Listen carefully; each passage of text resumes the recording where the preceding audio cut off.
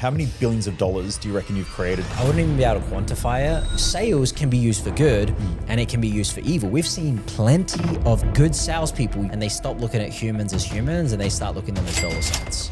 Anthony Vizzari, Senior Vice President of 7th Level, is a globally recognized sales strategist and business transformation leader known for redefining modern selling. In the old era, it was all about connecting with a prospect in a way where we're on the same page. I don't want to be on the same page as my prospects. They're not on the same page as me. They're the ones with the problems. I'm the one with the solution, and I hold this dearly. His rise wasn't born from privilege. It was carved from humble beginnings. I wasn't the brightest kid, so I failed high school. And I'm working at the supermarket here in Adelaide. And I remember this in the same trolley down the same aisle. And I'm thinking to myself, there's got to be more to life than this. He turned adversity into ambition, stepped into sales, and built an extraordinary career. You go into the doctor's office, you don't question the doctors. Whatever they recommend, you tend to follow. Now, we can create that in a sales call. What have you found has kept you going from pushing trolleys to now being in 7th level and still opening up more and more doorways and opportunities? Always remember. So you've been in sales training for a fair while now. How many billions of dollars do you reckon you've created for the people who have learned from you or the teams that you've worked for? Listen, I wouldn't even be able to quantify it. I have been in sales training for a while. It all stems back to 2019, actually. And I wasn't the brightest kid, so I failed high school. So I remember, not giving much effort in school, and I'm working at the supermarket here in Adelaide. I'm working at Drake's supermarket. No kidding. Yeah. You're a checkout chick? I started a checkout chick at IGA, and then I moved to Drake's. I upgraded to night fill. Nice. Yeah, night fill, pushing the trolleys, man. It was an important role in life. And I remember this one night, I'm pushing the same trolley down the same aisle for what literally felt like the 1,000th time. And I'm thinking to myself, there has to be more to life. I just remember this thought coming across me. And I remember that same night I went home and I flicked on the TV. I normally finished around 11 o'clock. I'd go home, I'd grab some junk food out of the pantry and I'd flick on some mindless movie to watch for the rest of the night until the next day when I had to work again. This one night though, I flicked on Netflix and on the homepage, there was a recommendation and it was, "I'm not your guru."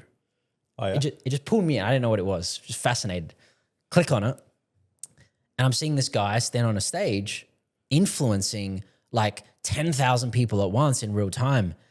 And I'd never really watched documentaries like this and it just pulled me in. So I remember looking at that and saying, you know what? I don't know when, I don't know how, but one day I'd love to be in a position where I could influence that many people and be up on a stage. So then fast forward, a couple of years, I find myself in a sales job and I fell into it. Michael, funny enough, I think most salespeople, as you know, they don't grow up in school saying, "Hey, I want to be a sales rep when I'm older." They just kind of fall into it. I had fallen into it. I had applied for a marketing job, and then within 2 weeks, the boss at the time, he's like, "How do you feel about doing some sales calls?" And I was like, "Yeah, let's do it." And then within 2 weeks, That's pretty committed because most people shit their pants when it comes to sales. Like, you give them a phone and they freak out. They do. I think it's the unfamiliar nature of rejection. I think human beings, they naturally fear rejection. So if you get them to take a phone call with a stranger, like what are we told when we're growing up? Don't speak to strangers. We're told these things that I got told cops. You got told what? Don't speak to cops. That's a smart move. I do a lot of trips in America. I invoke the right to remain silent. But yes, we are told these things, and I think these beliefs are formed from a young age. So people, especially in Australia, we're very conservative. You go to America, you do a lot of trips to America. It's different, right? Yeah. People speak more, they speak louder. You always can spot the American coming through having dinner because they're yelling. I think Australians just very conservative. So people fear it, but I lent into it. I used to grow up watching YouTube videos of Grant Cardone. Yep. And he used to post these. Have you seen the videos he posts on YouTube where it's like boiler room selling? Yeah. His team are closing in the boiler room. Yep. I used to watch that just in my spare time whilst I'm working at the supermarket. That's how I learned how to sell. That's how you learn how to sell? I'd watch all of those videos and I'd just sit there and I was like, I'd rev myself up and then I'm fear of rejection, just pick up my phone and be like, right, fuck it, I'm going to make a call. And then it would go to shit anyway, but I at least called. I had a good boss though, because I still had that. And I had a boss, Tristan Bond here in Adelaide. And he would just, I remember this one time, I got off a sales call and I went into his office, like, how'd it go? I said, yeah, they weren't really like bought in. And he said, well, what did you ask them? And I said, I followed the script. He said, what did you say? I said, I asked them, why now? Why are they on the call with me? Like, why now? And he said, what did they say? And I said, well, they just said that they just saw an ad and they were curious to learn more about it. He's like, that's not the right answer. I was like, what do you mean? He's like, why now? And I said, well, they said they just saw our ad and they just wanted to see what we're doing. He's like, why now? And he literally shut the door and he drew this home, and I didn't really understand it. And then he went on to explain that the reason they were giving me as to why they're there wasn't the real reason. He said, you're buying into their story. Tony Robbins talks a lot about this, buying into other people's stories. And I remember leaving that office, going back into another sales call, and that's when I really started to understand sales. It's not what the person is saying on the other side, it's your ability to ask the right question to influence them on a level where they're able to share something that they normally don't share with other people. It's getting beneath the surface. And that's why I think most people do suck at sales to begin with, is they accept the BS answer from the prospect and then move on. That's the same with coaching though. I think most coaches are shit because someone comes in and goes, I'm unhappy, and they go, oh, why is that? And they go, well, I had this fucked up childhood and I'm sad and things aren't going well. And the therapist or the coach listens. Yeah. Whereas I sit there and I'm like, yeah, but why? Why did that happen? Like, we're going to keep digging, and you keep digging until you hit the like real deep shit. But most people give you the bullshit answers. Oh, I don't know. Well, you do fucking know, because if you didn't know, you wouldn't have a memory. Yeah. So the memory's there, which means you know, but you're just hiding it and covering it. Like, you know, you mentioned at school where we're afraid of rejection, but I also think that you learn at school pretty quickly, especially if you're like us, the not so smart kids at school, or the ones who don't fit in or learn in that in the school system. Teacher asks you a question, to get out of it, you just go, I don't know. And then you get left the fuck alone and they go ask somebody else. So sorry, mate, keep going on. That's yeah, and I never saw it that way. Yeah. Yeah, that's a really good point. Every time someone at my events, I'll ask someone a question, they're like, I don't know. And I'm like, well, you do. Yeah. And they reply straight away. So you ask them and they're like, I don't know. It's a knee-jerk reaction. Yeah, you haven't even had time to think about it. That's a reflex. Yeah. And I'll say to them, I'm like, did I give you a time frame? I just need you to give me the answer. If it takes you 2 minutes, give me the answer. Yeah. And then they're like, fuck. And then you got them. Exactly. Yeah. We teach this in sales as well. It's that knee-jerk reaction that you just mentioned. For example, you go into a store, you're going to go buy something. You're going to go buy some new Louis Vuitton shoes. And I know you like your style, right? And then you walk into a store and you're approached by a salesperson. And what do they say? They come up to you straight away and they say, hey, can I help you with anything? I'm just looking. I'm just looking. That's not, you didn't premeditate that. You didn't wake up in the morning and say, you know what, I'm going to go into Louis Vuitton today. I'm going to go buy some white pair of sneakers. And when I get approached, I'm going to say, I'm just looking. You didn't plan that, but it's the first words out of your mouth very fast. It's a knee-jerk reaction. So when we're teaching business owners and salespeople better sales processes and better sales questions, we would teach them to pre-frame their question to pre-handle that, where we would teach them to say, hey, are you just in here having a look around today? And then you would say, yeah, I'm just out here looking. Great. And do you know what you might be looking for? Just to see if I could help. So because I fed you the objection that I knew you were going to give me, now you can't give it to me. And then the sales conversation keeps moving forward. It's just one example of how we have to adapt our questions and our style to meet how other human beings communicate, which is normally they don't give us much. That's sick. And for anyone who's listening in, I was actually having this conversation with our sales team was it yesterday or the day before. And one of the objections that they kept butting up against was they call a lead or a prospect and the prospect goes, oh, hey man, look, I'm just busy. Can you give me a call back? And they're like, oh yeah, I can give you a call back like later in the week. I'm like, that motherfucker's never answering your call. Like I love your facials for anyone who's watching. Your facials are like, oh, we don't do that. And I said to them, that's exactly why we're calling them. Yeah. Because these are business owners who are fucking busy. They don't have time. So they don't have time to talk to you, but that's the reason why they need to talk. Yeah. Like my whole thing, and I don't know if you agree with this, but the objection's the reason, right? I don't have the money. That's exactly why you need to do it. I don't have the time. That's exactly why I'm calling you. Yeah. Yeah, it's all about frame control. And a lot of people, they don't understand that if you're not holding the frame, somebody else is taking it from you. So in a sales call, somebody's going to perceive you of one of three levels of status. They're going to view you as either equal to them, where you're on the same side of them, like you and your friend were kind of equal. The next one is they're going to view you as inferior to them. And this is where most salespeople are, where your prospect is viewing you as inferior to them. And because they view you as being inferior to them, they don't listen to you. They don't respect you. They tell you to get on with it. And you're not influencing them on any level where they actually feel like you can help. There's no value there. Where we need to get someone is where they view us as superior. And I'm not talking about as a human being. As a human being, I believe everybody is equal on this planet of Earth. Doesn't matter how much money you make, doesn't matter what you look like, doesn't matter where you're from. But I'm talking about expertise. The same way when you go into the doctor's office, you don't question the doctor's status level based on their experience. They're the superior. Whatever they say goes. Whatever they recommend, you tend to follow because they're the expert. Now, we can create that if you know how to hold yourself on a sales call. This is why a lot of people get it wrong. They go on a sales call, somebody says, hey, call me back next week, and they fold instantly like a chair because they don't understand that prospect is simply taking the frame from you. And unless you can win it back in an instant, you're going to be at a disadvantage. So a technique to win the frame back, if you said to me, hey, can you call me back next week? We would teach all of our clients and business owners to say, well, I'm not quite sure I'd be available randomly like that with the amount of work we have coming through the pipeline. What I could do, if it would help, is I could allow you to schedule some time in my calendar just to see if I'd be available for you. It just saves you having to chase me down and vice versa. Would that help you? How do you train people to overcome? Because that's not a normal way of communicating, right? And so I teach this a lot in our events when I'm doing leadership training. Because I ask everybody, I'm like, how did you learn how to communicate? Yeah. And they'll sit there and they go, I don't know. And I go, so you learn it through osmosis from your parents, right? And they go, well, yeah. And I go, great. Would you classify your parents as world-class communicators?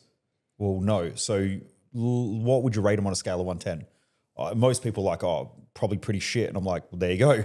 You're probably pretty shit at communication. Yeah. Oh, I never thought about that.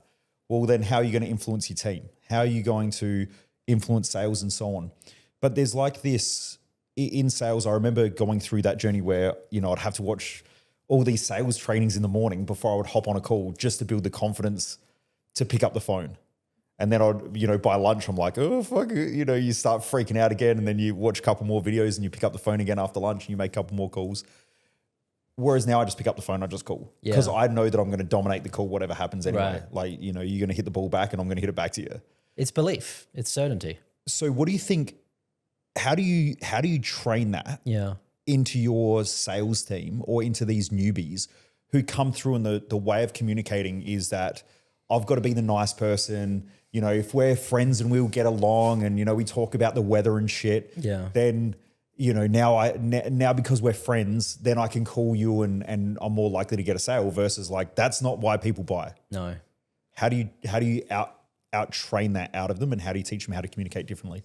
It comes down to understanding that whole friendship, and I think this stems from the old school sales methodologies where it was all about fake rapport building. Mm-hmm. They used to teach if you're on a call with someone or you're in somebody's office and they're going for a certain sporting team or there's a flag there, you say, oh yeah, I go for that sporting team too. Did you watch the game on the weekend? Or they'll teach, hey, the weather's crap today. How terrible is the weather? What are you doing? It's all about these fake rapport building techniques because the old school communication, the old era, it was all about connecting with a prospect in a way where we're on the same page. I don't want to be on the same page as my prospects. They're not on the same page as me. They're the ones with the problems. I'm the one with the solution, and I hold this dearly. They're the ones in front of me because they clearly have an issue that they don't know how to solve or they have a goal they don't know how to get. So I don't want to be on the same page as the prospects. I don't have that mindset. Just because you're friendly with someone doesn't mean you buy from them.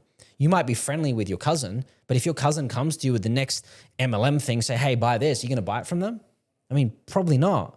So people don't buy from people they like. People buy from the person they feel like can get them the best result. And the person that can get them the best result is the person that appears as that expert because of the way they communicate. That's what I believe. I agree. I 100% agree with you with that as well. Do you think that that's the most important part of the sale is, I guess you've got to build rapport reasonably quick, right? If you don't have rapport, you're probably going to lose the communication in some way, shape, or form. But I think a lot of people, when they build rapport, it's almost like this friendship, commonality. You talk about the footy and the stuff that you mentioned before, versus like, hey, you put in your details into our form. I've just read through some of the answers that you've written. Now let's get to work and let's get you winning.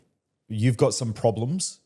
Let's talk about them. And we start digging deep. The same as like you mentioned, going into the doctor's office. Yeah. You don't just walk in there and go, I got a headache. And the doctor's like, here, just have the medication. They ask questions and they really drill down to find, if the doctor's half decent anyway, they're drilling down to find out what the actual problem is so that then you can offer a solution.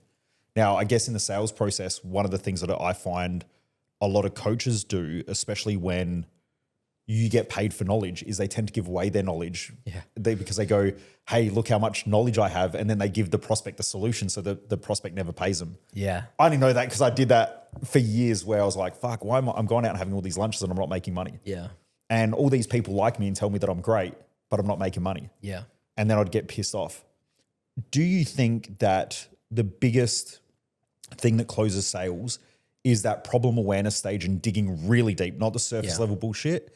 And then the consequence, like if you don't change, do you think, I'm keen to know. People will not buy unless they feel that it is far more riskier to stay the same than to change. If you're asking for money from anybody, they're not going to hand you that money unless they can really visually see and believe that staying the same and doing nothing at all and being in the status quo is riskier than making a change.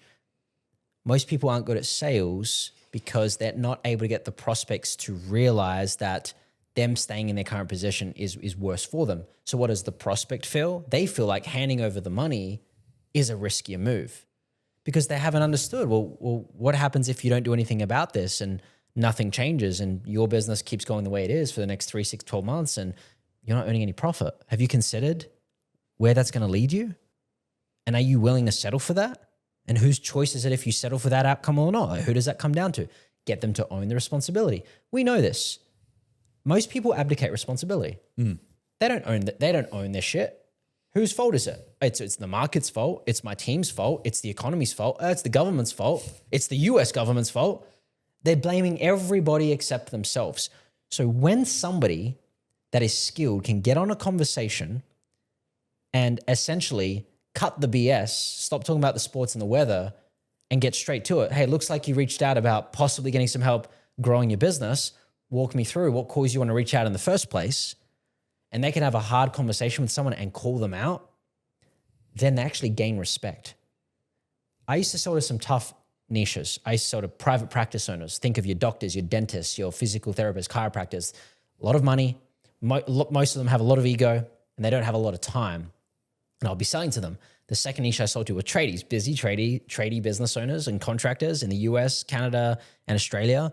And they just, you know, this audience, this is your audience. Yeah, flat 100%. Out all the time, working 100 hours a week, no time for anything. They know best. Yep. These are tough niches. And most people fold. Never like to admit that they have problems, even if they fill out the form and say, here's all my fucking problems. You call them and they're like, yeah, nah, man, everything's all good. Yeah, which is a defense mechanism. Yep. Because the brain is built for survival and it's there to protect them. So it views you as a threat. So their guard goes up. So we teach all of our clients on how to drop their guard. So if someone's not opening up to me, the way I would get them to lower their guard is I'd simply say, hey, Michael, can I just ask you something without you getting offended? And then you would respond. I'd say, listen, I'm enjoying our conversation. I've just noticed that I'm asking you some questions, but every time I ask you a question, I'm sensing a bit of hesitation in your responses.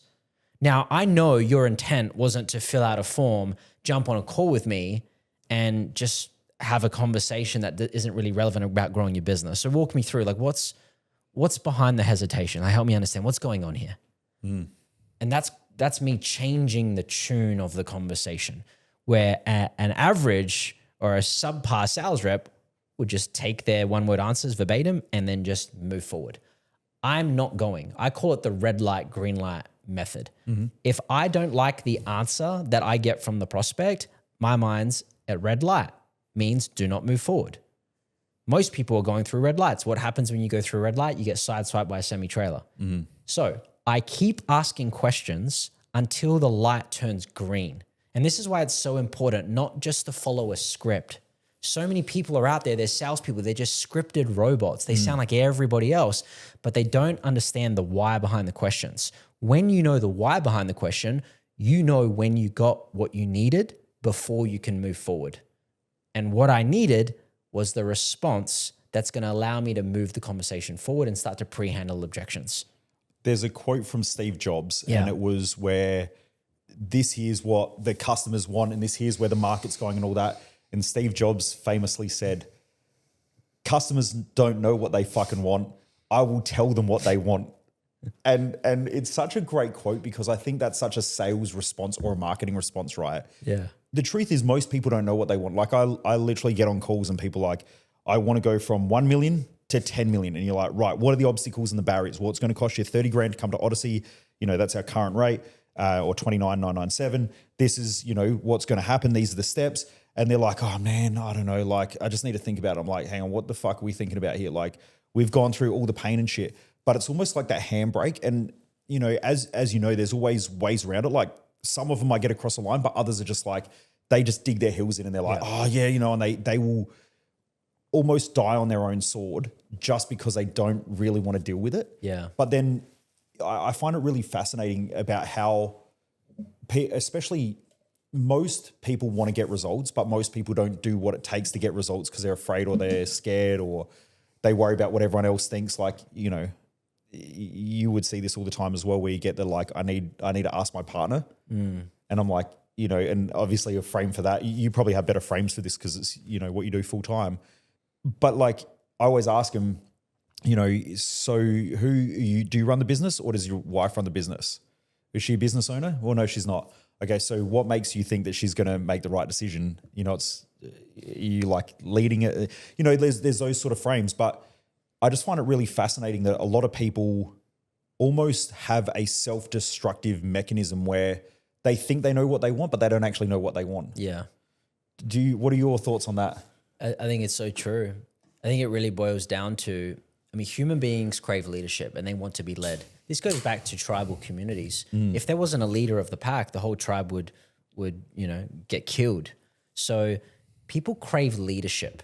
And I don't think most people show up as the leader in most interactions that they can follow. Now, what you're talking about is fear. Fear is crippling. These business owners, or these people that know they need to do something, but they haven't done anything for a while, they've come up with so many reasons why they can't. And this really boils down, in my opinion, to an identity issue because you're never going to outperform the way you see yourself. This is something a mentor told me once. You're never going to outperform the way you see yourselves. A lot of people just don't believe they're actually capable. They come up with more reasons why they can't than more reasons why they can. They may even see other people doing what they're doing and they're achieving success, but then they put their success on a different factor. Oh, they're successful because they went to this school. They're successful because they use these tools. They're successful because their hair is blonde. It's not brunette. Or even if they're more fucking stupid, they just call everyone a scammer. Oh, it's because they fucking rip everyone off. That's what it is. Exactly. Yeah. There's always a reason why. So they fail to understand that they're self-destructing based on the way they view themselves. They don't believe they're capable of success. And I've had to go through this. Like I've had to become the person that I wanted to be before I actually attained that level of personal, that level of success. I think people have just accepted reality rather than questioning, why am I here? Why can't I have these nice things? Why can't my business be doing this amount of revenue? If they can do it, why can't I? And then they get in their own way. So this is where a skilled salesperson, as you are, would come along and help them. Not as skilled as you. Like it's hey, you're a master, mate. I've seen you in action. Would come along and help them reframe their mindset in the moment and shift their beliefs and instill the confidence that they can. And this is why I would say it's so important to be selling something you believe in. Yeah, 100%. Because sales can be used for good and it can be used for evil. We've seen plenty of good salespeople use their skills for evil and sell something that doesn't help the other person. I was quite furious when I saw this. This guy I've recently been following. You mentioned his name before. I won't repeat it here. And I've been following him for a while. He's amassed a large following online, selling life insurance recently, like a lot of followers, very entertaining content. And then the other day I'm scrolling through one of his Instagrams and I saw that he blatantly accepted a sponsored reel from an online gambling company. And I'm looking at this, I'm like, okay, so you're helping people protect their families. Your audience are young teenage men, but you've used your platform and your skills to promote online gambling to your audience that you know are going to self-destruct if they're gambling. And I just lost all respect for this kid. That shit never lasts, I don't think, long term. The amount of people who have come to us wanting to sponsor our events or give us money for, sponsorship deals, or they want me on certain podcasts and stuff, and I have to question it, like, is this, because I would never do gambling companies or definitely not my thing. I don't know. I put $2 in the pokies once and lost it, and I was like, I'm done. Listen, it's short-term versus long-term thinking. Yep. If you want to be truly successful in life, you have to play the long game. I've always focused on playing the long game. And it comes down to your moral compass and your integrity. You have to understand that your integrity is worth more than a check. Somebody can write you a nice fancy check and you lose your integrity, but then what? You've got no integrity and people don't trust you. Or you say no to the check and then your trust level goes up because people know you're a sound human being.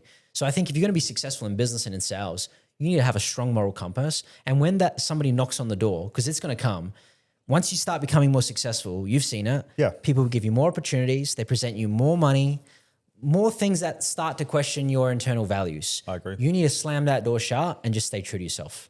Is that something that you've seen in sales? Because I'm asking this question for a few different reasons, because I see this happen almost daily with business owners where there's a few big things here, right? You mentioned fear as being like such an important driver, and that humans are wired to survive. They're not wired to thrive. I love taking people from survival to thrive. Like, how are we building your life? And even Matt, who was just here before on the previous podcast, we were talking about, shifting to that sort of thrive state and how you make different decisions in business. But I think what happens is when you start a business, normally, especially with trade-based businesses, and not all tradies, but most of them, they have this fear, like not being good enough, going to school. So they have all this, like, almost, I call it the fuck you driver. They're there to prove a point. They're there to prove that they fit in. They're there to prove that they're good enough. But then what happens is after a while, they start relating money to acceptance. So they go out and they buy something nice and someone goes, oh man, you're doing well, you're crushing it. And they're like, yeah, I am crushing it. But then it becomes this chase where they start chasing money. Yeah. And I've never really found, I shouldn't really say this, because every now and again I do find people who are extremely driven by money, who they do well financially, but they normally destroy the rest of their life. I've never really found someone who is money driven as their core driver that leads to a long-term fulfilling and successful life. Because I think fulfillment and success are separate. Depends how you see it. But do you see that in the sales industry as well, where a lot of salespeople get in and they start chasing cash? Yeah. And you watch them, they start making bad calls, they sell to shitty people because they take the immediate gratification of like, if I get this sale, then, I get some cash. But then the client ends up being a pain in the ass, they're shit, and it costs them more money and time. And tell me about your experience with salespeople and whether you've seen this happen quite a bit. All the time. Salespeople are attracted to money. It's the flashy cars, it's the nice watches, it's the people posting on Instagram. I made $100,000 this month. I made $50,000 this month. It's okay if that's used as inspiration, but where it gets wrong is people enter the industry for the wrong reasons and they stop looking at humans as humans and they start looking at them as dollar signs. Mm-hmm. And this is an important distinction, because if you're not looking at the other person on the other end of the phone or in Zoom as a human being, then you're going to start to bend what you say or bend the rules just to make a sale, even if it is not in their best interests. Mm-hmm. This is the stuff that will eventually, if you're a good person, it should keep you up at night. But unfortunately, it just doesn't. Some people don't care. And I've seen it. I'm on the back end right now of the largest sales training company on the planet, or our business, 7th Level, the largest B2C sales training company on the planet. And I've seen people come and go that they're claiming they're the best this, the best that. They might be the best performer for the month, but then you look at their refund rate, you look at their chargeback rate, they're also the best performer there as well. There's a strong correlation. And not just because of the larger sales volume, I'm talking as a percentage exponentially higher than everybody else because they're willing to bend the rules and they don't care. So it's short term. Once again, you're saying something to get a check, but internally it's going to mess you up. You're going to have so much internal conflict at a point in your life, in my opinion, that you won't be successful in sales. The best salespeople that play the long game, like for me, for example, I just look at myself. I cared so deeply about the prospects, anyone I sold. I deeply cared about them. I wanted to make sure they were successful. There were times I would during a sales call, I would message my boss at the time, Tristan, and I would say, hey man, I can close this person. I just don't feel they're going to be a good fit for these reasons. Am I right in feeling this way? What should I do? And he was like, yeah, if you don't think they're a good fit, don't close them. I would purposefully not take the commission, not accept the sale, and tell that person, hey, I don't think this is the right thing right now, but I recommend you doing, and then recommending something that I actually felt like would help them. And I would go home and I'll sleep well that night, even though I didn't make the sale, because I knew I didn't put somebody into something that wouldn't help them just based on what they needed help with at the time.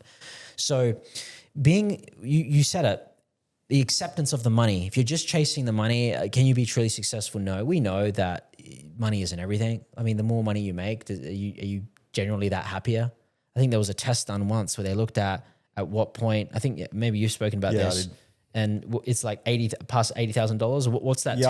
I think it was a couple of years ago that was done. I think it was like I think the top limit was like 300K. Like once you make 300K, your happiness doesn't change. Yeah. Like it's literally like you've capped out. Right. Yeah, I think there is a point, but it's interesting because like I watch movies like The Wolf of Wall Street and all of that type of stuff, and people watching, they're like, man, that's awesome. Like Jordan Belfort, and I've been asked actually to go out and party and hang out with Jordan Belfort in Queensland when he was here many, many years ago. Yeah. And I said no. I had other shit on, but it was like, I don't know, man. Like it's the movie seems cool and it seems like heaps of fun, but you've got a whole bunch of condensed moments into a 2-hour movie that makes him seem like a hero. But at the same time, you got to ask yourself, like, why the drug addiction? Yeah. Why were they always like doing, lines of coke or what's the shit that they take? Quaaludes and all that type of stuff. I always ask, like, why? I'm pretty fulfilled. Like I just flow in life and I do my things. Like there's always stress and shit like that because I'm a business owner and whatever. But I'm pretty fulfilled, right? We've been hanging out for a fair while now. Yeah. And like I just do my thing, man. I wake up and I just enjoy what I do in life. Yeah. Could you give me more money to do shit that I don't want to do? Yeah, but you make money so that you can enjoy stuff. If making money ruins the enjoyment, then you've already you fucked up in the first place. Yeah. How important do you think it is for sales reps or even business people to get really clear on what they're actually trying to achieve and why it's important to them? And then the second question was like, I was talking about Jordan Belfort and the drugs and all that type of shit. Do you see that in sales where the sales guys who tend to sell the wrong shit and they're always chasing money, they're the ones who are always like flexing the Rolexes and shit, but they're also the ones with the drug addictions, the alcohol addictions. They're the ones who get caught out with, stupid shit happening, and they always have drama and crap around them as well. Yeah, if it follows them, you see it. There's a correlation. It's you're making up for something you don't have. And I don't even think it's their fault. I think they were just led into the industry the wrong way. They're attracted. You're young, you're going through high school, or you're in a job that you hate, and then you see sales as the ticket out because you can make all this money, but then you get in and yes, you can make a lot of money. Like think about it. You can make a few $1,000s in 60 minutes of your time on a sales call. Where else can you do that? Like sales is the highest paid profession out there.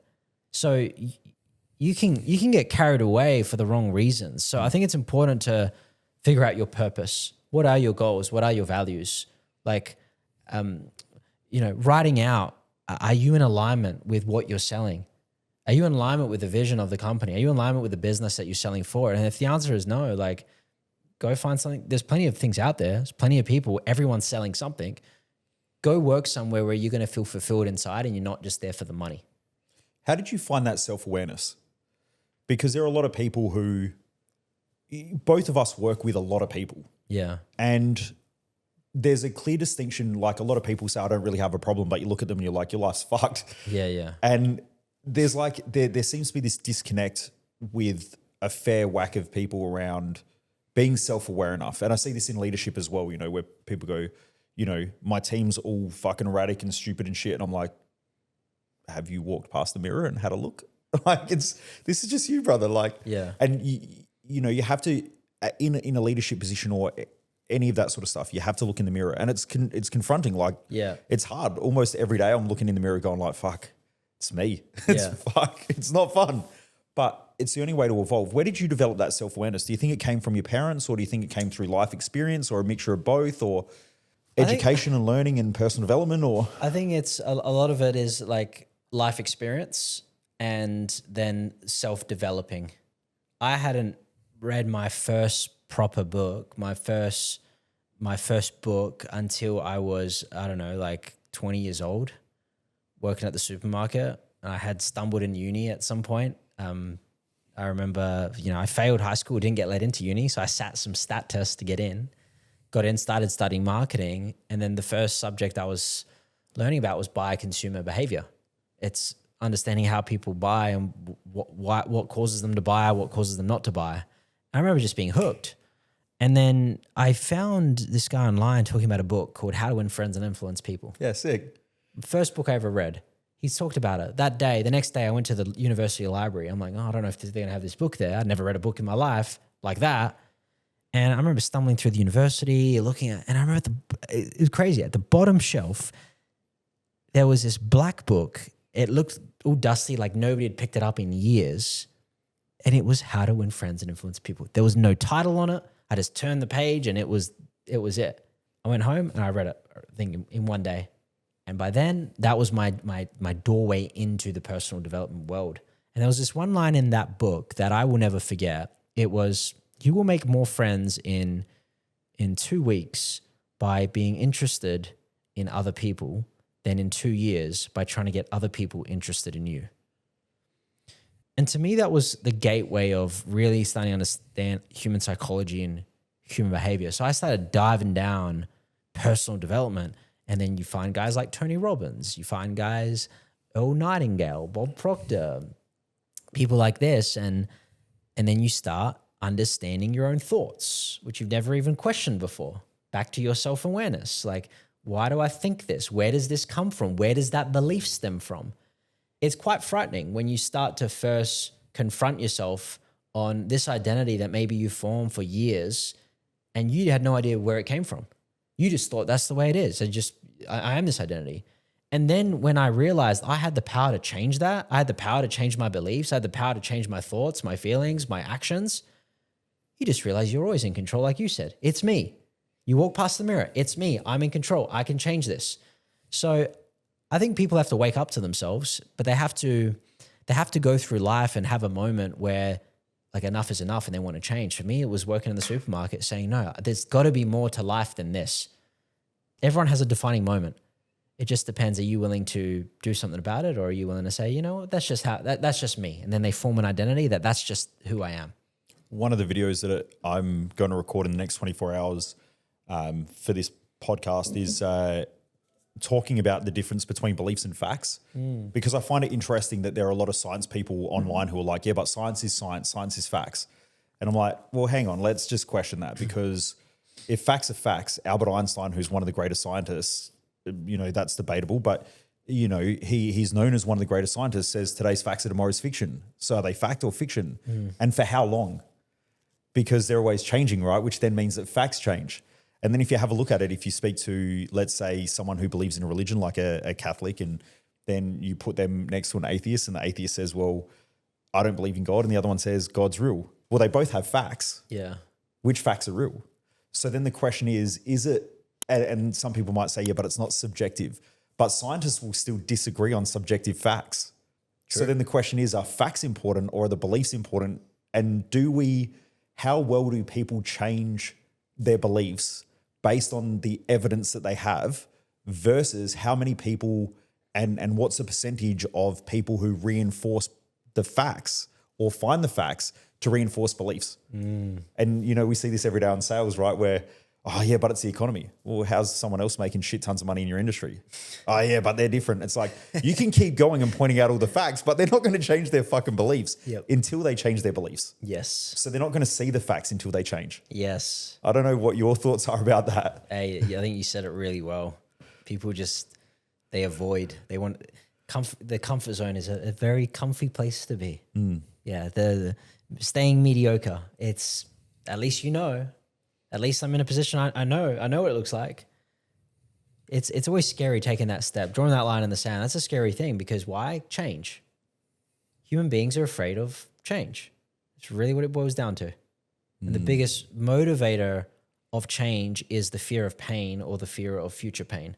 And that's why it stems back to people need to be terrified of the pain they're in now or the fear of the future pain and realize that the consequence and the ramifications of staying there far outweighs their need to change in order to get them to act. Otherwise, they're not going to change. They're just going to accept. They're going to blame. They're going to abdicate responsibility. It's a very powerful thing when you understand that if you've got an internal locus of control versus external locus of control, you're in the driver's seat.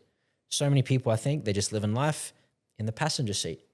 And that's why they just never get ahead. You see it all the time.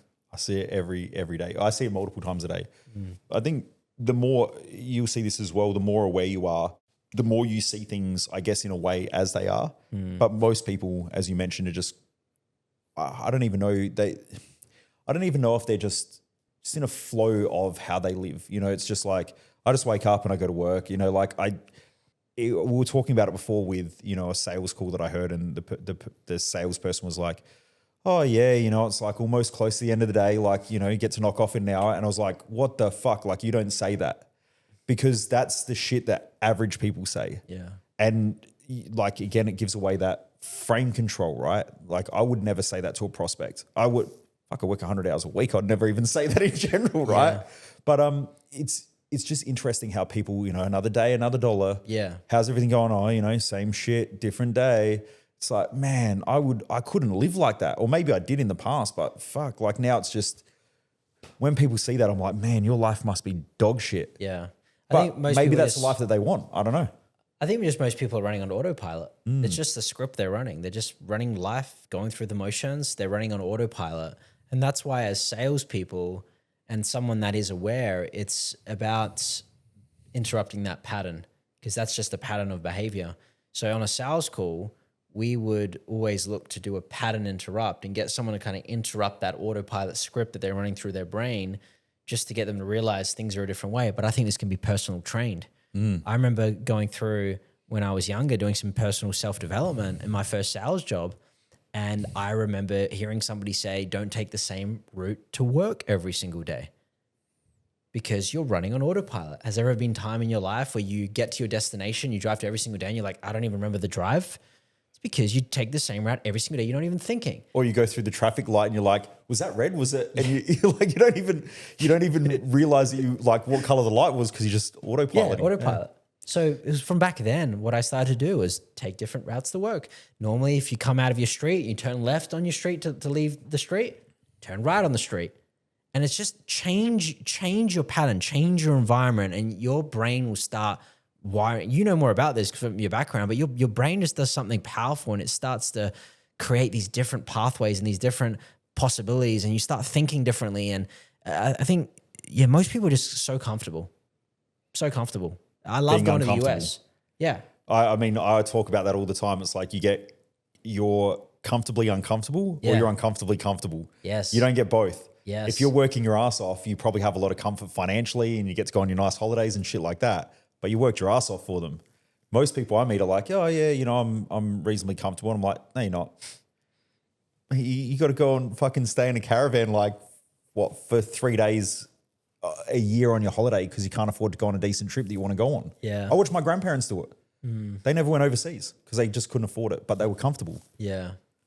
I don't know.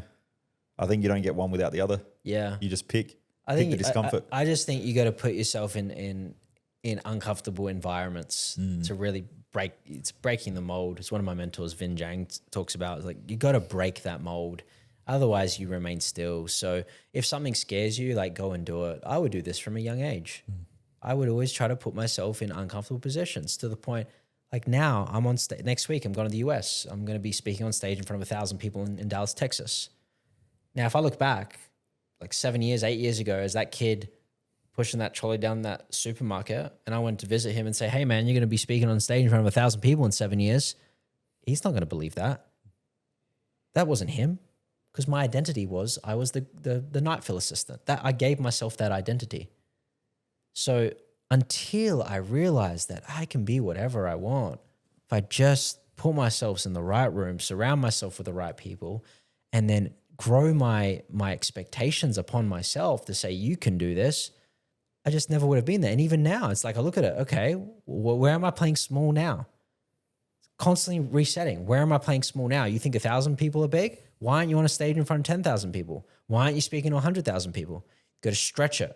And then when the brain says, oh, you can't do that, you don't have what it takes, it's like, no, you just haven't figured it out yet. That's so cool, because I also have a philosophy as well, which is like, can only solve today's problems today. Yeah. When you try to figure out like, how do I get from point A to point Z, you never figure it out. But you just got to go like, in business, it's so important because today it's like, right, well, we need to hire somebody. Yeah, but I don't have the cash. Well, is the problem a cash flow problem today, or is it a hiring problem today? Yeah. Well, it's a hiring problem. Good. Then fucking hire today. And then tomorrow we'll deal with cash flow. Yeah. And then you go, shit, I need to make more money. Okay, good. Now, how do we make more money? We don't have enough leads. Now you got a lead problem. And so you're always just dealing with today's problems today, because the more you overthink it and you try to put the whole thing together, you never get it. Yeah. I don't know. So tell me, top salespeople, what do you look for in them? Yeah. I want to know personally, because like, yeah. we're hiring more salespeople. What do you look for? What makes a wicked salesperson? The first thing is they have to be hungry. Like you can tell when someone's hungry, you can see it in their eyes. They're hungry. They want to be the best. I don't want to hire someone that says, oh yeah, I want to be second best, third best. No, I want to hire somebody that says, I want to be the best. There's this young guy that we brought on at 7th. I had an interview with him about 18 months ago, maybe even 2 years ago now. It's been a while. His name's JP. And I remember the interview. This kid was young at the time. He was probably like, I don't know, 17 years old, working at a supermarket.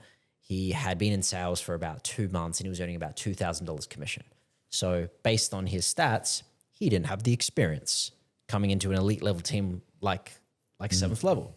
Most people would write this kid off because he just didn't have the experience. Took him through the interview, and I remember asking him questions, getting him to role play, and I just noticed there was something in his eyes. This kid was hungry. This kid was hungry. It was like 2 a.m. He's in Ireland. He's on the interview. I could tell this guy was hungry. And I remember asking him a question. It's like, do you want to be number one? And he said, yes, I will be number one. And I ended up hiring this guy. And he came in. He's now the number one sales rep for 7th level. He is doing exceptionally well. And I look back at that interview and I say, you know what? Giving that guy a chance came down to me seeing in him that he was hungry, he was coachable, and he had the right attitude. Those are the 3 traits that I always look for in somebody. You can be hungry and not coachable. I can't help you. You're not going to take on my feedback. You can be hungry, coachable, but have a bad attitude where you think you know everything and you think you're entitled. We hired that guy. Could be trouble. You know the guy, and we hired him, and fuck, it cost us quite a bit of money. We ended up in court over it because he was more hungry to get something for nothing than he was actually to do a fucking job. Right.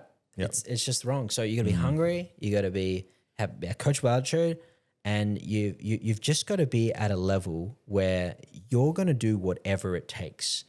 If somebody says to me, I'm willing to do whatever it takes, and they prove that with their actions, I've never seen that person not succeed. They will always succeed in some capacity because they just do whatever it takes. The person that comes in and they don't settle for, oh, I've got 3 leads on my calendar today. No, you get after it and you make your own leads. What are you going to do to create your own leads? Well, you got a CRM there. There's hundreds of leads in the CRM. What are you going to do with them? Figure it out. Hunt. Go crush it. So yeah, it's those 3 things I'm always looking for. You got to be. What do you do when you've got somebody? So you're bringing in a new salesperson. you have to keep reminding them that they've got to go chase their own leads and things like that. Are they someone who's going to work out, or do you just scrap them? And listen, if you're constantly reminding someone to do their job, that's their job at the end of the day. Your job is to hunt. Your job is to hunt. You're going to eat what you kill. So if you're not out there doing your job, well, I'm not going to just bring you along for the ride. Like, you better perform. Otherwise you do get cut. And the thing is, as you start to grow a team, it's like those people will end up self-selecting out even before, because they know they'll come into a high-performing team and they're like, oh, I don't have what it takes, and they bounce. Good. See you later. Get out of here. So you just don't have what it takes. So you love putting them in a pressure cooker situation. And people talk a big game in the interviews. Everyone says they can do it until you put them in the environment, and then let's see who can do it. Who's coming up with the excuses? Who's owning it? Who's blaming the leads? And don't get me wrong, there is some aspect of like, yes, you got to have the right systems and processes set up for the person. But if it's a constant pattern that you can tell they've left 5 different offers or 5 different industries and they're always looking for the next thing and they're never satisfied, maybe it says a bit about them than what's going on here.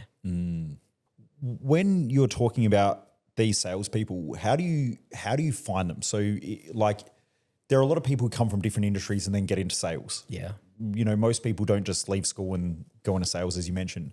How do you start to look for them? Because, you know, we got a lot of business owners here. They're probably developing their own sales teams, or they might have business development managers and things like that. Where do you sort of find those people?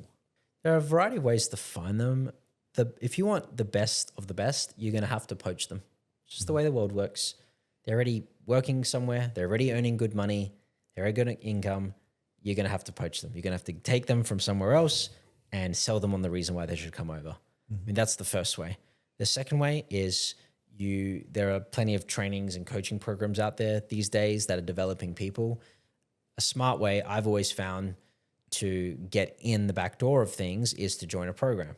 So like, let's say I want to get close with somebody. You join their program and then you become a master student, and then, you know, opportunities will arise. So you can join a coaching program where the best salespeople are. And then through that, well, you can start connecting with them and you can start pulling them through that way. That's another method.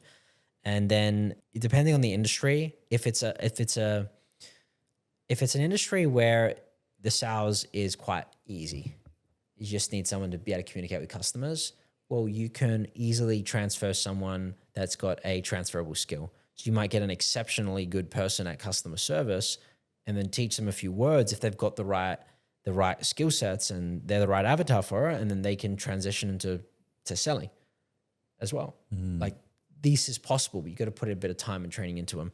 And then the final way, only if you got the time, is to build them up. I'm very thankful that I came from the final position. When I first got into sales, my boss Tristan, I didn't have any skills, but you know what? He built me up. He said, you know, I think this kid can do it. I had nothing. He spent a lot of time with me, a lot of hours every single day, every day. Well, that was going to be my next question, is how much time do you put into developing a great salesperson? Man, it's like raising a child. It's like raising a child. If you're getting somebody that's going from nothing to something, he put in that time with me. I got good really fast. I was doing what sales reps weren't doing in 10 years. I was doing in 6 months. What does that training look like on a daily basis or a weekly basis? Is it like, because when you're saying this, I know because of the part of the background, and we even had a chat before about it. But for those who are listening, when someone says you need to put a lot of training development, some people think that that's like once a fortnight or once a week. What does a good sales team look like with training and development? Anyone that wants to master any skill in life, whether you're a soccer player, you're an actor, whatever it is, you're putting countless hours. In a week, you're putting in 100 hours of training with yourself personally, with your team. I would be in the office for maybe 12 hours a day. Maybe 8 of those hours I'm with Tristan at the start, shadowing him on his calls. He's in with me, I'm taking a few calls. And then after hours, what am I doing? I am just going through trainings, going through courses, hungry, off the clock, doing things in my own accord. Like you are going all in. There's no other option. You're putting yourself all in and you're overexposing yourself to that new skill set of sales. That's how to get there the fastest, in my opinion. If you're doing training 1 hour a day, that's not going to get you anywhere. Because when I come along and I'm training 12 hours a day to begin with, I'm going to destroy you. I'm absolutely going to annihilate you because I'm doing more than you. So you have to be willing to work and learn more than anybody else. So if you want to develop someone from scratch, you're going to have an intensive training program for them. Are you putting in hours a day? Are you checking in on them? Are you getting them to share their wins at the end of every day? Are they doing personal development in their own time? Once again, most people will crack and self-select out of that because they can't cope it. It's like SAS training, Special Forces training. How many people make it past those selection? Not many.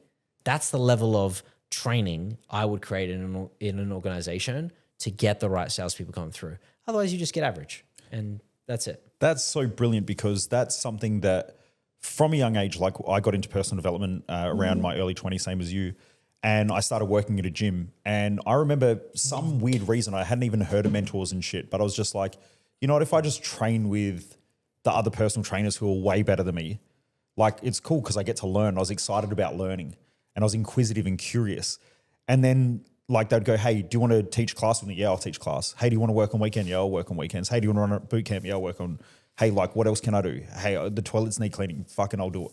You know, I just wanted to give everything, but then that made me or allowed me to become a top personal trainer to the point of where I was coached when fitness first came to Adelaide to go and work for them. Nice. And then I got poached to work in a medical center. And then I worked in the medical center and I was like, I'm just going to, not only did I work in the medical center, but I also utilized the physios and everyone because I was like, I want to learn. And I was just, I was hungry to learn. Yeah. And now knowing a lot of neuroscience and stuff, the mirror neurons in the brain, like you mirror the things that you're around. There's a lot of business people who are like, you know, I'll ask them like, who do you hang around? Do you hang around other business people? Are you in a community? Do you network? Like, oh, I network. Well, what's the networking event look like? Oh, you know, we have like beers and shit. We hang around. I'm like, great. Beers are fucking great for high performance. Like, it's the key to success, man. Just smash grog. Yeah. Oh, yeah. But like, you know, fuck, like go hang out with high performers. Yeah. And all of a sudden that, like you can tell the difference based on who they hang around. How important do you think, even in sales, if you've been in there for a long, long time, is it to be part of a sales community where you're consistently feeding it? And the final part of that is like, I know personally that if I have a couple of weeks off from doing sales and then I hop back on the phone, I feel like I'm fucking Gumby. Yep. Like I'm tripping over my own feet. Like I still do all right. I still close better than most people. Yeah. But I just know that I'm not like as fluid. Yeah. And I think about pro athletes, like they literally train every day and they're the best. Yeah. And they still train every day. And then most people train like once a month to do whatever they're going to do. And then they wonder why they're shit. 100%. So yeah, that community aspect is so important. You know, you've all heard you're the sum of the 5 people you spend the most time with. And I like to take it a step further. It's the 5 people you spend the most time with, but you're also comparing yourself up against. So I love to be in a room where I'm not the smartest person in the room, and constantly putting yourself in that position is going to allow you to grow. If you're the best sales rep in a team, it's probably not the place for you to be because you're the best. And that means you're not learning. So I'm always, even for me now, I spent a couple of days with Vin Zhang earlier this year, went to his event just to master the communication. It's like, at the level I'm at, do I need to be doing that? Well, in my eyes, yes. I need to be doing that because I want to upskill myself. I want to better myself. Most people get complacent.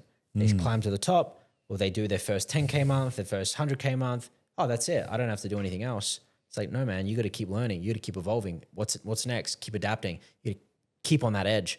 Otherwise, you get lazy and you get complacent.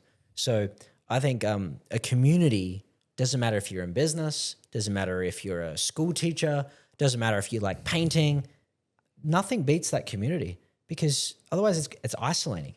How many people are going through life feeling like the problems they experience are just happening to them and they're alone and they sit with themselves and they get in their head.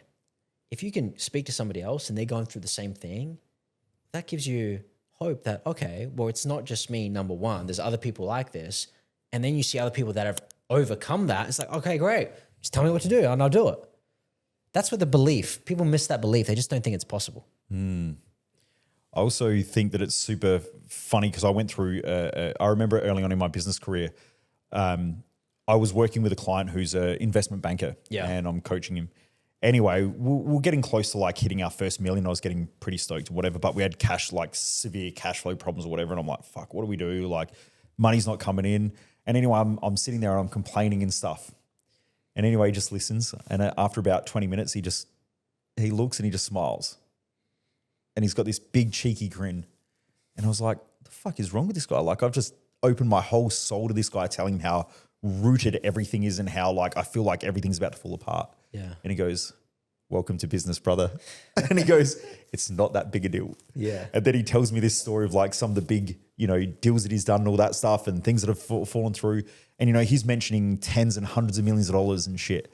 And I was like, by the time I walked away, I was like, man, my problems aren't actually that big, are they? Yeah. And it's that like being around those other people who are performing and, we find it in our community where, when you're in a community of people who are going through similar stuff, it just seems normalized versus like an exception where you're like, shit, I don't know what to do. And yeah, it's, I think the community part is awesome and important.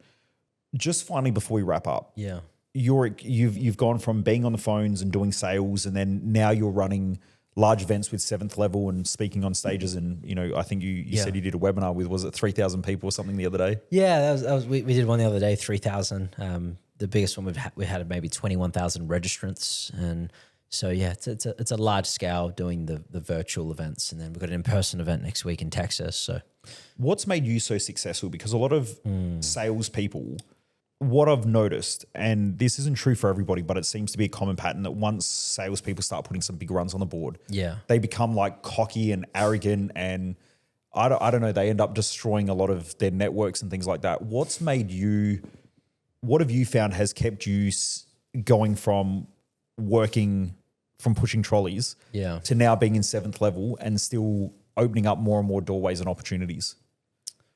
It's a really good question. I think I just always remember where I came from, and I stay grounded, because whilst I may not be pushing trolleys today, I am still the same person that was pushing those trolleys, in the sense that I haven't really changed that much. My actions may have changed. I might be doing things on a bigger scale. I might have stronger beliefs. But I'm still that same guy that wanted to do the right thing and liked helping people. Even when I was pushing trolleys, Michael, the best part about my shift was when a customer came up to me and said, hey, Anthony, where's the cereal? Where can I find the cereal? That was the best part of my job, because I get to walk the customer. I'd walk every single customer to the aisle. Other people pushing the trolleys, they'll say, yep, over there, aisle 4, right-hand side, midway down. But yep, come with me, let's go. And I found satisfaction out of that. Why? Because I was helping people. So I might be on stages now, but I still have the same integrity that kid back then had. And I haven't forgotten that. I often drive past the supermarket that I used to work at, just as a reminder of what I was doing only a few years ago. And it just reminds me to like maintain the trueness and not burn bridges. Don't badmouth people. I think a lot of people, like, they burn through relationships. I see it all the time. People leave organizations and like they're the enemy, like, oh, they're a horrible person. I've maintained relationships with everybody. And because of that, doors will open and people talk good about you. Like, what are people saying about you when you're not in front of their face? That's going to harm you a lot, because people go tell 10 people about the experience they had with you. And if they don't like it, well, that's going to affect your reputation. My reputation means everything to me, and I'm just not going to do anything that bends that. That's awesome. You brought back some flashbacks as well, of like, because it made me think about my journey. I was a cleaner. So I started off at high school as a cleaner. Yeah, I used to clean Parliament House and office blocks and things like that. And, I always did a good job. And now you're driving a McLaren. Yeah. Well, can you believe that? Do you know, the thing is, I still love cleaning. I'm like, but it just made me reflect as you were talking, like, what's the thing that, why did I do such a good job? Because a lot of the cleaners were just like, fuck it. Like, I don't need to clean the toilets every day. Like, you just give them a quick wipe over and whatever. But I was always like, no, you do it properly. Yeah. But it was always being proud of the work that I did. And I think that's true for me now as well. So thank you for sharing, because it brought up that for me as well to give me more clarity. Amazing. Final question. Yeah. You're a dad now. Yes. You got two young children, one only a month old. what have you learned about selling and being a parent? Wow. What's the link? Selling and being a parent. See, becoming a parent like really changed everything for me. It's, you know, when you're not a parent, you're the main character in your story. I'm the main character in my story. You're the main character in your own story. We are. And I think there's going to be a natural element of selfishness because you're focused on yourself.